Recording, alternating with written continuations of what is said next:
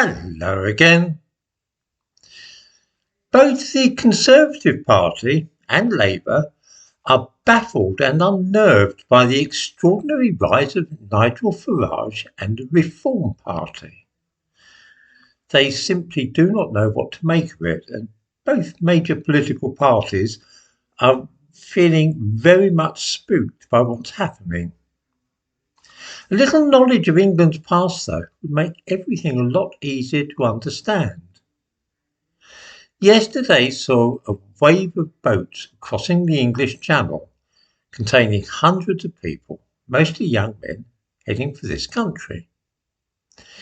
Inevitably, such an event awakens very deeply buried mythic images in the English psyche.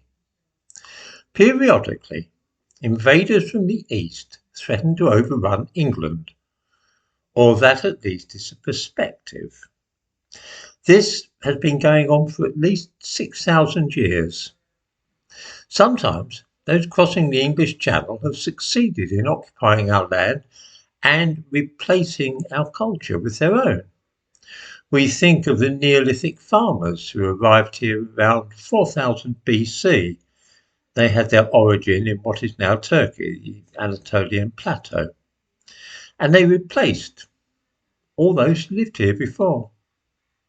The same thing happened about 1,500 years later, when the Indo-Europeans began landing. Those two big waves of migration, which all took place 3, 4, 5, 6,000 years ago, all involved people taking ship round about on the French coast, what is roughly the position of Calais now, and then landing in what would soon become Kent. We think too of the Celts, who also landed in southern England centuries before Julius Caesar.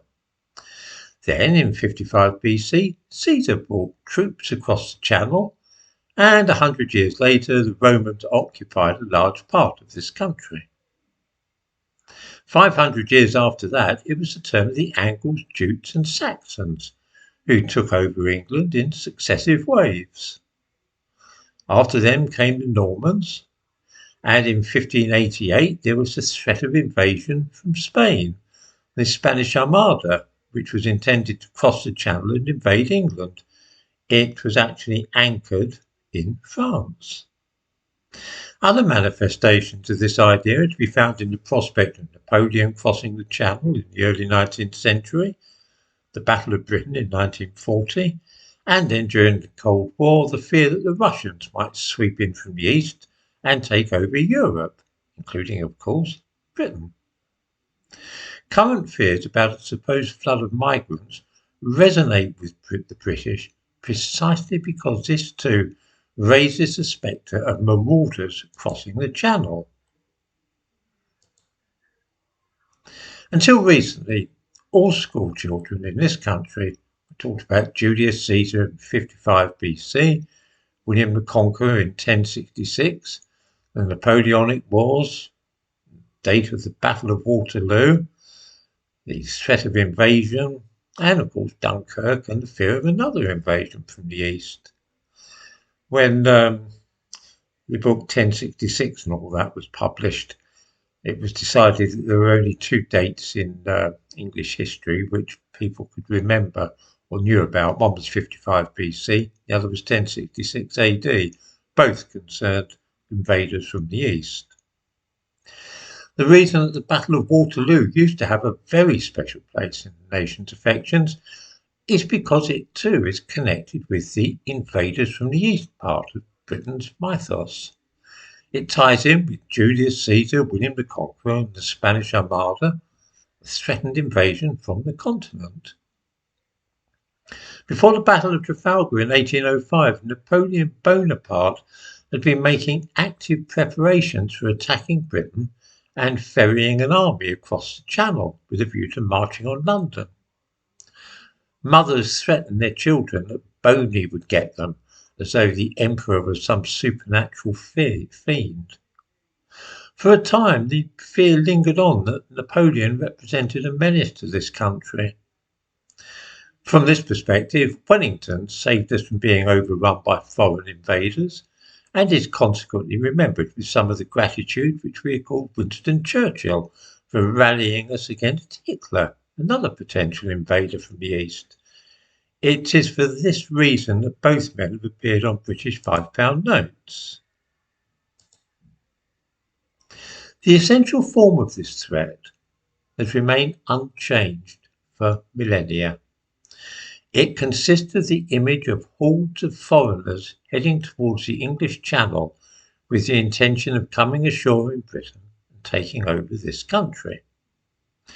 The most recent incarnation of this myth may be seen in and when I say myth, I don't mean that it's something that's untrue or a fairy tale. I mean something a little deeper than that. I can see I'm going to have to make a separate video in which I explore the concept of myth. The most recent incarnation may be seen in the columns of refugees trekking through the Balkans from Greece, having made their way from Syria, Afghanistan and Africa with the supposed intention of coming to Britain. The camps at Calais strike such a powerful chord among British people for the same reason. It resonates with this ancient part of the British mythos. Here are the swarthy invaders camped on our very doorstep, just waiting to cross the Channel to Britain. Those images from the Balkans in 2015 were, of course, instrumental in bringing about the result of the 2016 referendum on membership of the European Community. It's only by understanding the past incarnations of the present anxieties about dark-skinned people arriving from the East that we are able fully to understand the huge personal popularity of Nigel Farage and the Reform UK party. Both the man and the party appeal in a visceral sense to a very ancient part of English identity, and it is because no other political party seems to have grasped this that Reform is enjoying such a fantastic success. It taps into a primeval instinct which has undergone many incarnations in English history. I thought it might be worth speaking about this because not one of the people that I've heard talking about the success of Nigel Farage and the rise of Reform and the fact that Reform is likely to have more members than the Conservative Party very soon, none of them seem to relate it at all to the past. They all seem to focus only on present concerns, things like the asylum seekers and immigration over the last couple of decades. Nobody seems able to realise that this is something very, very deep-seated. It's a trend in this country that's been running, as I say, for something like 6,000 years now.